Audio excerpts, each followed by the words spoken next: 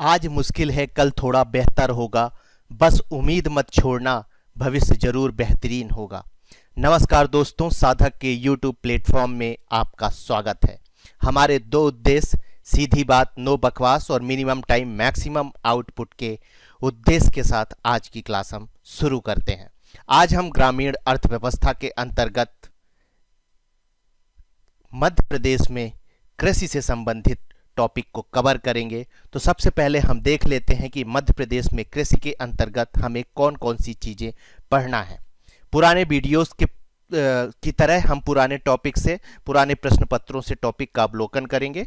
उसके बाद हम सामान्य परिचय लेंगे मध्य प्रदेश में कृषि से संबंधित। उसके बाद इसी बात को आगे बढ़ाएंगे तो मध्य प्रदेश के फसल क्षेत्र के बारे में हम इंफॉर्मेशन प्राप्त करने की कोशिश करेंगे। इसी क्रम को आगे बढ़ाते हुए मध्य प्रदेश में कृषि जलवायु क्षेत्र कौन कौन से हैं, वहाँ कौन कौन सी फसल महत्वपूर्ण है और इनसे क्वेश्चन आते हैं। मैं उन्हीं टॉपिक को उठा रहा हूं जिनसे क्वेश्चन आते हैं। मैं ये बात आपको बार बार बता रहा हूं और याद दिला रहा हूं। आगे बढ़ते हैं। जब आगे बढ़ते हैं तो हमारे सामने मध्य प्रदेश में सिंचाई से संबंधित कुछ महत्वपूर्ण बातें मैं आपको उपलब्ध कराने वाला हूं। उसके बाद मध्य प्रदेश में फसल उत्पादक जिले कौन कौन से हैं, कौन सी फसल किस जिले में सबसे अधिक होती है, इसकी जानकारी भी हम प्राप्त करेंगे। आगे बढ़ते हैं। आगे बढ़ने पे भारत में मध्य प्रदेश का फसल उत्पादन में कौन सा स्थान है, इसके बारे में हम इंफॉर्मेशन प्राप्त करेंगे। जैसे गेहूं का उत्पादन भारत में मध्य प्रदेश में कौन सा स्थान है, इस तरह की जानकारी हम बहुत सारी जानकारी प्राप्त करेंगे। मध्य प्रदेश में बागवानी की क्या स्थिति है, उसके बारे में थोड़ी बहुत जानकारी प्राप्त करेंगे। इसी क्रम को जब हम आगे बढ़ाएंगे तो मध्य प्रदेश में मसाले की क्या स्थिति है, सब्जी उत्पादक की क्या स्थिति है, कौन कौन से जिले में सब्जी उत्पादक अधिक होता है, ये सारी जानकारी हम इस वीडियो में प्राप्त करने वाले हैं। उसके बाद मध्य प्रदेश में दुग्ध उत्पादन से संबंधित बहुत सारी इंफॉर्मेशन हम आपको प्रदान करने वाले हैं। और अंतिम में एक जिला एक उत्पाद योजना, इससे भी बहुत इंपॉर्टेंट क्वेश्चन पूछे जाते हैं। एमपीपीएससी में भी पूछे गए हैं और अन्य कॉम्पिटिटिव एग्जाम में भी पूछे गए हैं। तो पटवारी के लिए भी आपको तैयार करना होगा इस टॉपिक को। जब हम आगे बढ़ते हैं तो हमारे सामने कुछ और चीजें आएंगी जिन्हें हम आज कवर करने वाले हैं। मध्य प्रदेश में महत्वपूर्ण कृषि अधिनियम कौन कौन से हैं, उसके बारे में हम जानकारी प्राप्त करने की कोशिश करेंगे। सबसे पहले तो मैं आपको ये बता दूं कि कृषि अधिनियम में कई क्वेश्चन ऐसे आते हैं कि आपसे पूछ लिया जाता है कि ये अधिनियम कौन से ईयर में आया था। तो केवल इतना ही याद रखेंगे आप तो अच्छा काम कर सकते हैं। उसके बाद खाद्य प्रसंस्करण के बारे में मध्य प्रदेश की क्या स्थिति है, उसके बारे में कुछ जानकारी प्रदान करूंगा। और अंतिम में चलते चलते तथ्य संग्रह में जो प्रश्न पहले पूछे गए हैं वो तथ्य हमने संग्रहित किए हैं और उसके साथ ऊपर के टॉपिक में जो चीजें हमसे मिस हो जाती हैं वो चीजें हम चलते चलते तथ्य संग्रह के अंतर्गत बताते हैं। अब हम आगे बढ़ते हैं तो सबसे पहले हम शुरुआत करते हैं पुराने प्रश्न पत्रों से टॉपिक का अवलोकन। हम यहाँ ये समझने की कोशिश करेंगे कि मध्य प्रदेश में कृषि से संबंधित किस प्रकार के क्वेश्चन पटवारी में पूछे गए हैं।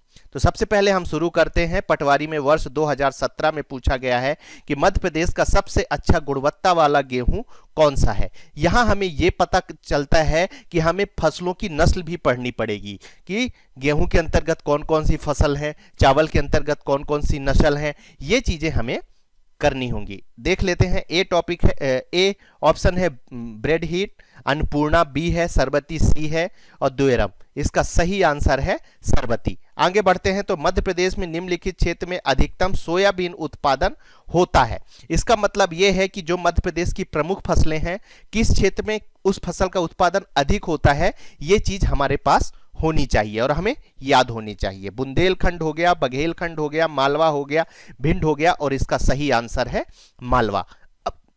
अब जब हम आगे बढ़ते हैं तो निम्नलिखित में से क्या मध्य प्रदेश औषधि पौधा मिशन का कार्य नहीं है। तो मध्य प्रदेश में जो फसल से रिलेटेड किसी भी प्रकार के मिशन चलाए जाते हैं उनके बारे में हमें इंफॉर्मेशन प्राप्त होनी चाहिए। 2017 में यह क्वेश्चन पूछा गया है। औषधि पौधों की खेती के लिए अनुदान देना, बी ऑप्शन है औषधि पौधे के उत्पादन की ब्रांडिंग और बिक्री करना, सी ऑप्शन है औषधि पौधों की नर्सरी तैयार करना, डी ऑप्शन है औषधि पौधों की खेती के लिए कार्यशाला का आयोजन करना। इसका सही आंसर है औषधि पौधों के उत्पादन की ब्रांडिंग और बिक्री करना। नेक्स्ट क्वेश्चन है मध्य प्रदेश का कौन सा जिला अधिकतम गेहूं उत्पादन का करता है। देखिए 2017 में ये पूछा गया है पटवारी में। तो यहां पर मैं आपको ये बता देना चाहता हूं कि गेहूं से उत्पादन से संबंधित हो गया, चावल से संबंधित हो गया, सोयाबीन से संबंधित हो गई, इनका उत्पादन कहां होता है ये चीज हमें पता होना चाहिए। ए ऑप्शन है होशंगाबाद, बी ऑप्शन है हरदा, सी ऑप्शन है रायसेन और डी ऑप्शन है हटवा। ऐसे ही ऑप्शन है, इसका सही आंसर है होशंगाबाद।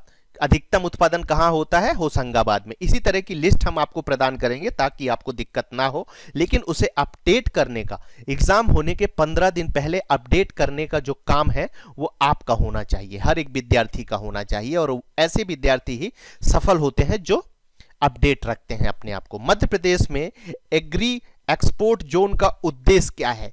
अब यहां पर मैं आपको यह बताने की कोशिश कर रहा हूं कि कोई भी योजना आती है, कृषि से संबंधित कोई भी नियम बनाए जाते हैं, कोई भी परियोजनाएं आती हैं, सिंचाई से संबंधित हो या कृषि से, उनके उद्देश्य आपको जरूर पता होना चाहिए। ठीक है, वर्ष 2017 में पूछा गया है। ए ऑप्शन है कृषि मशीनरी का निर्यात करना, बी ऑप्शन है कृषि तकनीकी का निर्यात करना, सी ऑप्शन है किसी विशिष्ट उत्पादन के निर्यात में बढ़ोतरी करना, उत्पादकों के प्रसंस्करण के लिए आयात करना और फिर निर्यात करना। इसका सही ऑप्शन है किसी विशिष्ट उत्पादन के निर्यात में बढ़ोतरी करना। नेक्स्ट क्वेश्चन है कि मध्य प्रदेश में कृषि शक्ति योजना, देखिए यहां पर ये योजना है, इसका उद्देश्य किसानों को निम्नलिखित क्षेत्र में सहयोग प्रदान करना है। वर्ष 2017 में पूछा गया है ये आंसर। तो मैं यहां आपको ये बताने की कोशिश कर रहा हूं कि किसी भी योजना का उद्देश्य आपको पता होना चाहिए। शारीरिक शक्ति का निर्माण करना, बी ऑप्शन है नई कृषि विधियों को अपनाना, सी ऑप्शन है शक्तिशाली कीटनाशकों का खरीद करना और डी ऑप्शन है कृषि मशीनरी के उत्पादन मरम्मत के लिए कार्यशाला स्थापित करना। इसका सही आंसर है कृषि मशीनरी के उत्पादन और मरम्मत के लिए कार्यशाला स्थापित करना। हम आगे बढ़ते हैं, हमारे सामने नेक्स्ट क्वेश्चन आता है कि मध्य प्रदेश में निम्नलिखित जिलों में से किसमें अधिकतम सरसों का उत्पादन होता है? देखिए उत्पादन से कई तरह के क्वेश्चन पूछे जा रहे हैं, तो आपको जिला और उस जिले में कौन सी फसल का उत्पादन होता है इसकी इंफॉर्मेशन आपको होना चाहिए। जैसे ए ऑप्शन है दमोह भिंड, बी ऑप्शन है मुरैना भिंड, सी ऑप्शन है रतलाम देवास और डी ऑप्शन है धार और इंदौर। इसका सही आंसर है मुरैना और भिंड। इसके बाद नेक्स्ट क्वेश्चन में जब हम आगे बढ़ते हैं तो 2015-16 के आंकड़ों के अनुसार मध्य प्रदेश का लहसुन उत्पादन में कौन सा स्थान है? ये कब का क्वेश्चन है? 2015-16 में पूछा गया है, अभी भी है, लेकिन 15 दिन पहले आपको इस लिस्ट को अपडेट करनी होगी कि मध्य प्रदेश में किसका उत्पादन अधिक हो रहा है, सबसे अधिक हो रहा है। इसके ऑप्शन देख लेते हैं। तो पहला ऑप्शन ए दूसरा, सी तीसरा और डी चौथा। इसका सही आंसर है पहला। ठीक है, अब हम आगे बढ़ते हैं। यदि हमारी चीजें आपको पसंद आ रही तो आप लाइक कर सकते हैं, हमारे चैनल को सब्सक्राइब कर सकते हैं और इसके साथ ही बेल आइकॉन दबाना बिल्कुल ना भूलें ताकि हम कोई भी फ्रूटफुल वीडियो डालें तो इसकी इंफॉर्मेशन आपको मिल जाए। अब हम आगे बढ़ते हैं। तो मध्य प्रदेश में अर्थव्यवस्था का मुख्य आधार कौन सा है? वर्ष 2017 में पटवारी में यह क्वेश्चन पूछा गया है। ए ऑप्शन है सूचना तकनीकी क्षेत्र, बी ऑप्शन है कृषि, सी ऑप्शन है उद्योग, डी ऑप्शन है व्यापार। इसका सही आंसर है कृषि। उसके बाद मध्य प्रदेश में किसमें कपास की खेती सबसे अधिक होती है? वर्ष 2017 में पूछा गया है। यह मिट्टी से संबंधित चीज है, आगे जब हम मिट्टी के बारे में बात करेंगे आगे की वीडियोज में तो आपको सारी इंफॉर्मेशन देंगे। ए है लाल मिट्टी, बी है काली मिट्टी, सी है और डी है भूरी मिट्टी। इसका सही आंसर है काली मिट्टी। अब हम आगे बढ़ते हैं। जब आगे बढ़ते हैं तो मध्य प्रदेश की कृषि के बारे में कुछ सामान्य परिचय हम आपको प्रदान करते हैं। तो मध्य प्रदेश की यदि राजकीय फसल पूछी जाए तो सोयाबीन में आपको टिक करना है। मध्य प्रदेश की यदि प्रमुख फसल पूछी जाए तो गेहूं को ही टिक करना है। इसमें आप 3 स्टार बना लीजिए। ये मैं इसलिए कह रहा हूं कि बहुत लोग ये समझते हैं कि मध्य प्रदेश की प्रमुख फसल चावल है, लेकिन अभी पिछले वर्ष ही एमपीपीएससी में यह क्वेश्चन पूछा जा चुका है और इसका सही आंसर गेहूं है। इसलिए आपको किसी प्रकार का मन में कंफ्यूजन नहीं पैदा करना है। ठीक है, क्लियरिटी रखनी है इस चीज को लेकर। कृषि कर्मठ अवार्ड मध्य प्रदेश में कृषि क्षेत्र में 7 बार मिल चुका है। यह भी अपडेशन वाला क्वेश्चन है, एग्जाम के पहले आप इसे अपडेट कर लें। मध्य प्रदेश के प्राकृतिक कृषि बोर्ड के अध्यक्ष कौन होते हैं? कभी आपसे यह पूछा जाए तो आपको उसमें मुख्यमंत्री लगाना है। मैं एक बार फिर से दोहराता हूं कि यदि आपसे पूछा जाए कि मध्य प्रदेश प्राकृतिक कृषि विकास बोर्ड के अध्यक्ष कौन होते हैं तो आपको वहां पर मुख्यमंत्री टिक करना है। इसके बाद हम मध्य प्रदेश की फसल क्षेत्र के बारे में इंफॉर्मेशन प्राप्त कर लेते हैं। फसल क्षेत्र के बारे में, मध्य प्रदेश का जो फसल क्षेत्र है, सबसे पहले तो आपको यही याद रखना है कि फसल क्षेत्रों को कितने भागों में बांटा गया है, तो 5 भागों में बांटा गया है। यदि आपसे पूछा जाए कि मध्य प्रदेश के फसल क्षेत्र को कितने भागों में बांटा गया है, तो आपको वहां पर 5 टिक करना है, ठीक है। और ये जो 5 भाग हैं फसल के क्षेत्र, वो किस कारण से बटे हुए हैं, तो वर्षा और जलवायु की असमानता होती है। जैसे बालाघाट हो गया, इधर छिंदवाड़ा हो गया, बैतूल हो गया, ये जो दक्षिणी इलाका है मध्य प्रदेश का, इसमें अधिक वर्षा होती है। वहीं पर देखा जाए तो जो मध्य प्रदेश का उत्तरी इलाका है, वहां पर वर्षा और जलवायु दक्षिण और उत्तरी मध्य प्रदेश में असमानता होती है। और इसी असमानता के कारण जो फसल उत्पादन होती है, तो अलग अलग क्षेत्र में अलग अलग फसल होती है। कहीं गेहूं का उत्पादन होता है, तो कहीं चावल का उत्पादन होता है, कहीं सरसों का उत्पादन होता है, कहीं कपास का उत्पादन होता है। तो आपको ये चीज समझ में आ गई होगी। यदि आपसे कभी पूछा भी जाता है कि हर क्षेत्र में फसल का उत्पादन अलग अलग क्यों होता है, तो वहां पर आपको लिखना है वर्षा और जलवायु की असमानता के कारण। अब हम आगे बढ़ते हैं, तो इन 5 फसल क्षेत्रों का नाम कर लेते हैं। तो सब देखिए कौन कौन से क्षेत्र हैं। चावल क्षेत्र है, गेहूं क्षेत्र है, गेहूं चावल क्षेत्र है, ज्वार क्षेत्र है, ज्वार गेहूं क्षेत्र है, ज्वार गेहूं क्षेत्र है, और ज्वार कपास क्षेत्र है, ठीक है। तो हम सबसे पहले क्षेत्र के बारे में चर्चा करते हैं, ठीक है। तो सबसे पहले चावल क्षेत्र कौन सा कहलाता है, तो हम फिर से बैक में जाते हैं। जब हम बैक में जाते हैं तो हमारे सामने ये मध्य प्रदेश का मैप आता है। जब मध्य प्रदेश का मैप आता है तो यहां पर देखिए, तो डिंडोरी बालाघाट, ये वाला जो एरिया होता है डिंडोरी बालाघाट, इस क्षेत्र में ये चावल क्षेत्र कहलाता है, ठीक है। उसके बाद हम जब नेक्स्ट क्षेत्र में देखते हैं तो गेहूं क्षेत्र कौन सा होता है। गेहूं क्षेत्र बोल रहे हैं कि विदिशा और रायसेन होता है। फिर से हम मैप में जाते हैं और देखते हैं कि विदिशा और रायसेन वाले क्षेत्र में, विदिशा और रायसेन वाले क्षेत्र में, लगभग इस क्षेत्र में जो है इसे गेहूं उत्पादन क्षेत्र कहा जाता है, ठीक है। अब हम आगे जाते हैं। जब आगे जाते हैं तो हमारे सामने फिर से आता है गेहूं चावल क्षेत्र। गेहूं चावल क्षेत्र कौन सा होता है, सतना, पन्ना और दमोह। देखते हैं सतना, पन्ना और दमोह कहां पर है मध्य प्रदेश में। तो सतना, ये वाला जो है सतना हो गया आपका, यहां रीवा है, सतना, पन्ना, ठीक है। उसके बाद दमोह, ये वाला जो क्षेत्र है, यहां पर गेहूं चावल क्षेत्र होता है, ठीक है। उसके बाद जब हम आगे बढ़ते हैं तो नेक्स्ट देख लेते हैं। नेक्स्ट हमारे सामने आता है ज्वार गेहूं क्षेत्र।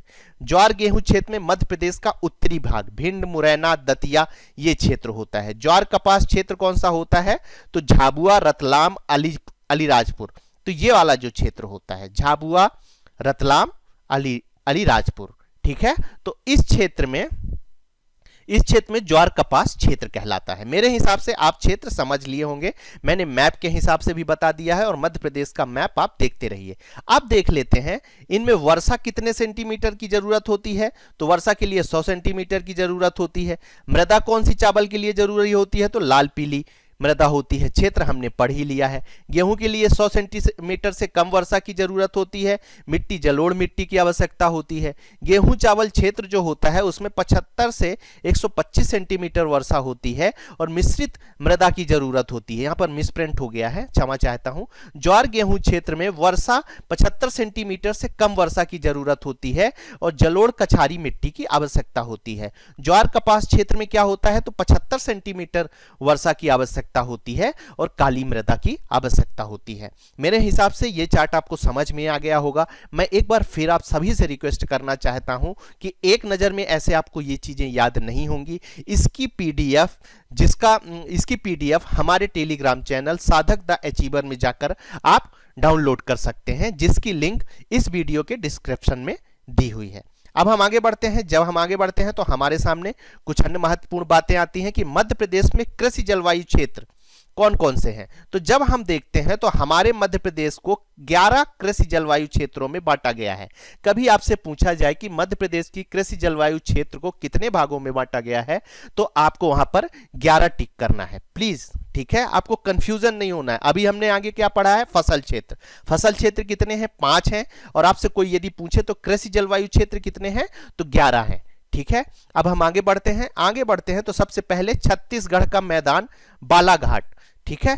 छत्तीसगढ़ का मैदान बालाघाट, ये वाला क्षेत्र जो होता है, ठीक है, ये थोड़ा सा झुका हुआ ये क्षेत्र होता है छत्तीसगढ़ का मैदान, इसके नीचे का। उसके बाद छत्तीसगढ़ का उत्तरी पहाड़ी क्षेत्र शहडोल, मंडला, डिंडोरी, अनूपपुर, उमरिया, ये वाला जो क्षेत्र होता है इसके थोड़े से उत्तर में है, तो ये वाला क्षेत्र छत्तीसगढ़ का उत्तरी पहाड़ी क्षेत्र कहलाता है। तीसरा कौन सा होता है, कैमूर पठार और सतपुड़ा पठारी क्षेत्र।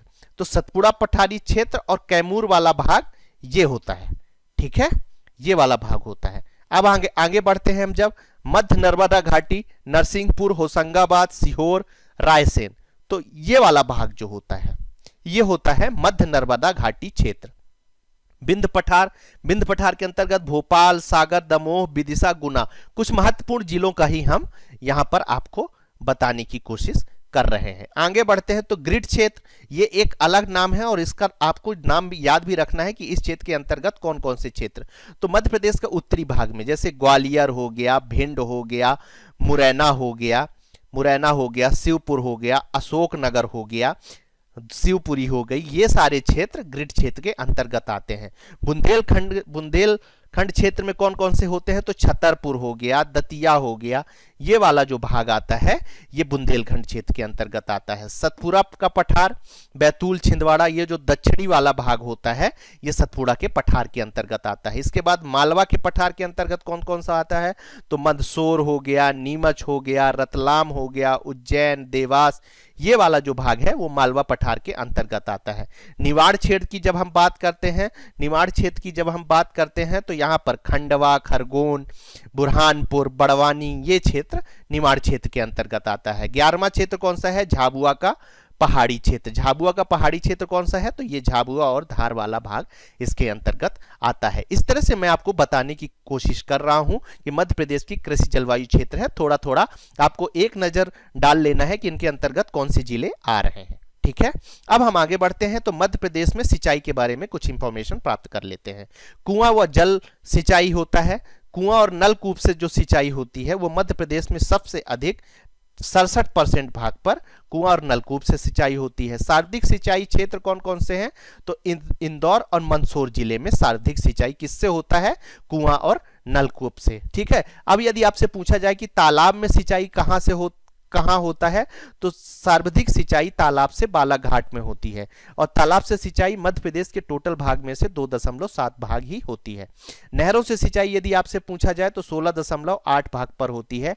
नहरों से सर्वाधिक सिंचाई यदि पूछा जाए तो वो होशंगाबाद जिला है। कभी कभी पूछ लेता है, इसलिए इसमें 2-2 स्टार आपको बना लेना है और ये चीज याद रखनी है। आगे बढ़ते हैं, जब हम आगे बढ़ते हैं तो हमारे सामने सिंचाई से संबंधित कुछ अन्य बातें आती हैं। जैसे आपसे पूछा जाए कि बलराम ताल योजना कब प्रारंभ की गई थी, तो वहां पर आपको 2007 करना है, टिक करना है। पूछा जाए कि जलाभिषेक अभियान कब हुआ था, उसमें 2006 आपको टिक करना है। खेत तालाब योजना का प्रारंभ कब हुआ था, वहां आपको 2007 टिक करना है। सर्वाधिक सिंचाई जिला यदि आपसे पूछा जाए तो आपको होशंगाबाद टिक करना है। उसके बाद न्यूनतम सिंचित जिला यदि आपसे पूछा जाए तो वहां पर डिंडोरी टिक करना है। प्रतिशत की दृष्टि से सर्वाधिक सिंचित जिला कौन सा है, तो आपको दतिया टिक करना है। यहां पर भी आप 2 स्टार लगा सकते हैं। प्रतिशत की दृष्टि से न्यूनतम सिंचित जिला कौन सा है, डिंडोरी है। एक बात मैं आपको याद दिला दूं कि ये डाटा परिवर्तित होते रहते हैं, इसलिए एग्जाम के पहले आपको क्या करना है, जब पीडीएफ आपको मिल जाएगी तो उसका प्रिंट आउट निकलवाना है और नेट से चेक करके, गूगल से सर्च करके यहां पर आपको अपडेट करना। और मेरी कोशिश भी रहेगी कि एग्जाम के 15 दिन पहले इस तरह की डाटाज मैं आपको उपलब्ध करा दूं। अब आगे बढ़ते हैं, जब आगे बढ़ते हैं तो हमारे सामने कुछ अन्य महत्वपूर्ण बातें आते हैं, देख लेते हैं कौन कौन सी बातें हैं। तो मध्य प्रदेश में फसल उत्पादक जिले देख लेते हैं कि कौन से जिले में कौन से फसल की उत्पादन होती है। चावल का उत्पादन कहां होता है, तो बालाघाट जिले में होता है। होशंगाबाद जिलों में गेहूं का उत्पादन होता है। छिंदवाड़ा और नीमच में देखा जाए तो मक्का का उत्पादन होता है। नरसिंहपुर में देखा जाए तो दलहन का उत्पादन होता है। खंडवा और खरगोन में मूंगफली का उत्पादन होता है। उसके बाद खंडवा और खरगोन में कपास का उत्पादन सबसे अधिक कहां पर होता है, तो खरगोन और खंडवा में होता है। तो यहां पर आपको याद रखने के लिए जैसे खरगोन से खरगोश याद रखिए और उसके बाल जो होते हैं वो कपास जैसे मुलायम और सफेद होते हैं, ठीक है। रीवा में जूट का उत्पादन सबसे अधिक होता है और सोयाबीन का उत्पादन उज्जैन और धार जिले में होता है। इसी क्रम को आगे बढ़ाते हैं तो हमारे सामने भारत में मध्य प्रदेश फसल उत्पादन में कौन सा स्थान है उसके बारे में जान लेते हैं। तो चना और कुल दलहन उत्पादन में मध्य प्रदेश का भारत में कौन सा स्थान है, तो प्रथम स्थान है। इसके बाद जो दूसरा स्थान है तो गेहूं, सोयाबीन, मक्का और कुल खाद्यान्न उत्पादन में मध्य प्रदेश का दूसरा स्थान है, और कुल खाद्य उत्पादन में पहला स्थान किसका है, तो आपको वहां पर उत्तर प्रदेश टिक करना है। जब आगे बढ़ते हैं तो तृतीय स्थान कुल तिलहन के क्षेत्र में तृतीय स्थान भारत में मध्य प्रदेश रखता है। मध्य प्रदेश में बागवानी की स्थिति के बारे में कुछ जानकारी प्राप्त कर लेते हैं। तो आम का उत्पादक जिला कौन कौन सा है, तो जबलपुर है और रीवा है। उसके बाद आंवला उत्पादक, पन्ना को आंवला जिला ही कहा जाता है, ठीक है। उसके बाद जब हम आगे बढ़ते हैं तो हमारे सामने कुछ अन्य फैक्ट आते हैं। अंगूर का उत्पादन यदि आपसे पूछा जाए तो रतलाम, अंगूर नगरी ही कहलाती है रतलाम। अमरूद के बारे में यदि बात करें तो रीवा में। और ललित अमरूद की प्रसिद्ध किस्म, तो आपसे कभी यह भी पूछा जा सकता है कि ललित किस्म किससे संबंधित है, तो आपको अमरूद में टिक करना है। या कभी यह हो सकता है कि आपसे पूछ ले कि इन चार ऑप्शंस में से कौन सी अमरूद की किस्म है, तो आपको वहां पर ललित टिक करना है।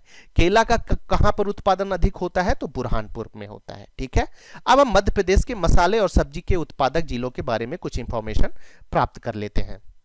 तो सबसे पहले सर्वाधिक फल उत्पादक जिला रतलाम है, यहां पर रतलाम है सर्वाधिक फल उत्पादक जिला। यदि आपसे पूछा जाए तो आपको रतलाम टिक करना है। और हमने यहां भी देखा है कि रतलाम किसका उत्पादक है सबसे बड़ा, अंगूर भी फल है। उसके बाद सर्वाधिक सब्जी उत्पादन जिला यदि आपसे पूछा जाए तो वो कौन सा जिला है, तो यहां पर टिक करना है आपको, ये छिंदवाड़ा जिला, ठीक है, सब्जी उत्पादन में। सर्वाधिक मसाला उत्पादन में कौन सा जिला यदि आपसे पूछा जाए तो बुरहानपुर में, ये जो टुंडी निकली हुई है नीचे, बुरहानपुर जिले में मसाला उत्पादन सर्वाधिक जिले में होता है।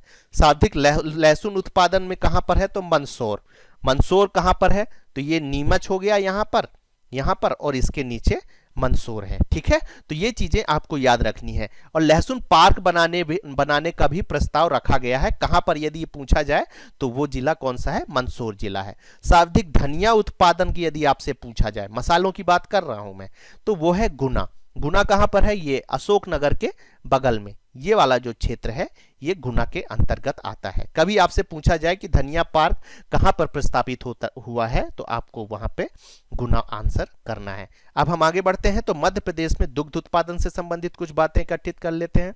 मध्य प्रदेश में सर्वाधिक दूध उत्पादन कहां किस जिले में होती है, मुरैना में। तो आपको ऐसे याद रखना है कि जो मुर्रा भैंस होती है ना, उसका नाम आपने सुना होगा, तो मुर्रा से मुरैना याद रखना है, दुग्ध उत्पादन में पहला स्थान रखता है। उसके बाद 2020-21 आंकड़ों के अनुसार मध्य प्रदेश का भारत में कौन सा स्थान है दूध उत्पादन में, तो तीसरा स्थान है और प्रथम स्थान उत्तर प्रदेश का है।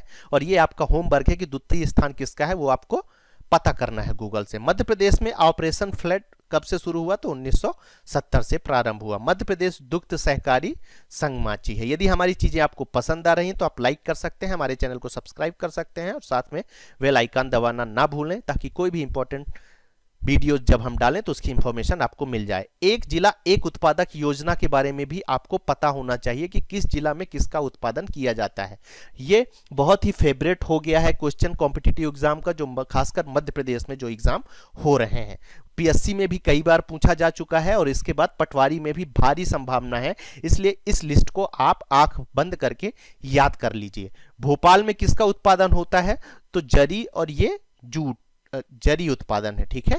उसके बाद रीवा में सुंदरम आम, हल्दी और सुपारी हस्तकला के लिए। कभी आपसे पूछा जाए कि सुपारी हस्तकला किस जिले से संबंधित है, तो आपको रीवा टिक करना है। मुरैना शहद उत्पादक और गजक उत्पादक के लिए बनाया गया है। सागर कृषि उपकरण जैसे जो ट्रैक्टर होते हैं, ट्रैक्टर से संबंधित पार्ट, ये सब। अशोकनगर किसके लिए, तो चंदेरी साड़ी के लिए फेमस है, ठीक है। 3 स्टार बना लीजिए, ये क्वेश्चन पूछा जाता है। जीरा शंकर चावल सिवनी में, शिव याद रखना है, सिवनी से शिव याद रखना है और शिव से शंकर याद रखना है। तो पूछा जाए जीरा शंकर चावल का उत्पादन कहां होना है, तो सिवनी याद रखना है आपको, ठीक है। अब हम आगे बढ़ते हैं तो बालाघाट में पूछा जाए चिन्नौर चावल यदि पूछा जाए, इसको अभी जीआई टैग भी दिया गया है, और कोदो कुटकी, दोनों बालाघाट के अंतर्गत आता है। मंडला में कोदो कुटकी उत्पादन के लिए है। बाघ प्रिंट के लिए कौन सा जिला प्रसिद्ध है, तो धार। केले के लिए मैं पहले भी बता चुका हूं बुरहानपुर, और मंदसौर के लिए लहसुन के लिए मंदसौर जिला महत्वपूर्ण है। उसके बाद मध्य प्रदेश में महत्वपूर्ण कृषि अधिनियम के बारे में कुछ जानकारी आपको उपलब्ध कराता हूं।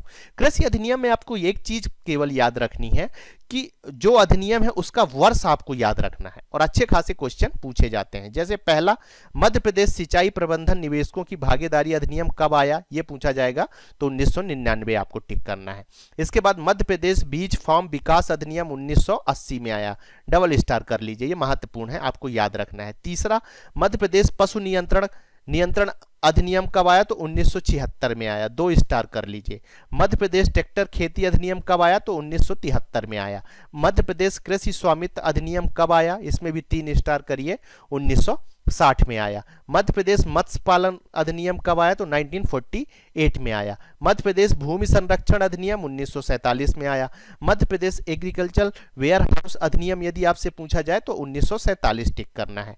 मध्य प्रदेश सिंचाई अधिनियम 1931 में आया, इसमें भी आप 3 स्टार कर लीजिए, आपसे पूछा जाए। इनका इस लिस्ट का पूरा वर्ष आपको याद रखना है, ठीक है। अब हम आगे बढ़ते हैं। जब आगे बढ़ते हैं तो मध्य प्रदेश में खाद्य प्रसंस्करण की क्या स्थिति है उसके बारे में जानकारी ले लेते हैं।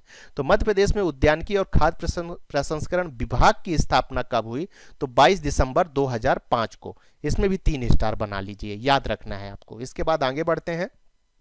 तो वर्तमान में प्रदेश में 2 मेगा फूड पार्क हैं सहित 11 फूड पार्क हैं, मेगा फूड पार्क और 11 फूड पार्क हैं, ठीक है। उसके बाद नेक्स्ट है 2 मेगा फूड पार्क खरगोन और देवास हैं, ठीक है। अन्य मेगा फूड पार्क आपका होमवर्क है, आपको इकट्ठा करना है और उनकी थोड़ी थोड़ी इंफॉर्मेशन, वो कहां पर स्थित है उसकी जानकारी आपको प्राप्त कर लेना है। इसमें खरगोन और देवास जो है मेगा फूड पार्क के अंतर्गत आते हैं। अब हम आगे बढ़ते हैं तो चलते चलते तथ्य संग्रह पर एक नजर डाल लेते हैं। नहर, मध्य प्रदेश की पहली नहर वैनगंगा 1930 में बालाघाट में बनाई गई। तो वैनगंगा कहाँ है, पहला क्वेश्चन तो यही बन जाता है, तो बालाघाट में। और कब बनाई गई दूसरा, तो 1930 में। मध्य प्रदेश में केला अनुसंधान केंद्र सुखपुरी बुरहानपुर में प्रस्तावित है। केला को याद रखना है आपको, उत्पादन भी बुरहानपुर में ही सबसे अधिक होता है।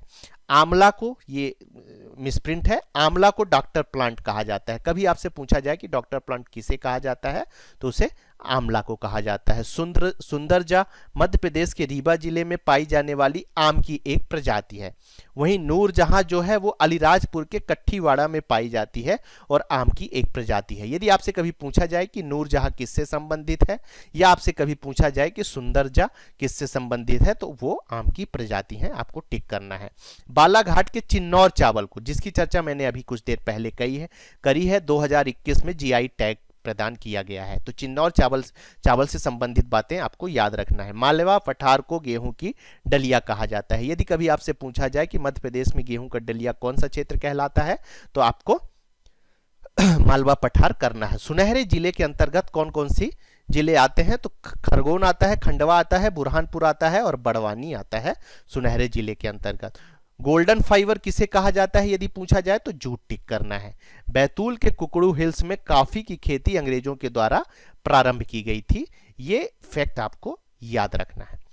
मध्य प्रदेश में इजराइल देश के सहयोग से कृषि उत्कृष्टता केंद्र बनाए जा रहे हैं। यदि कभी आपसे पूछा जाए कि कृषि उत्कृष्टता केंद्र किस देश के सहयोग से मध्य प्रदेश में बनाए जा रहे हैं, तो आपको इजराइल टिक करना है, ठीक है। अब आगे बढ़ते हैं। सबसे पहले मैं आपको ये बता दूं कि यदि आप इस वीडियो की पीडीएफ डाउनलोड करना चाहते हैं तो हमारे टेलीग्राम चैनल साधक द अचीवर में जाकर डाउनलोड कर सकते हैं।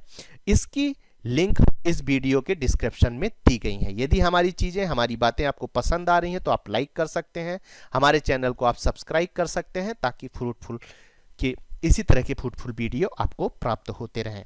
आप सभी के उज्जवल भविष्य की शुभकामनाओं के साथ आज की क्लास हम यहीं समाप्त करते हैं। थैंक यू, धन्यवाद।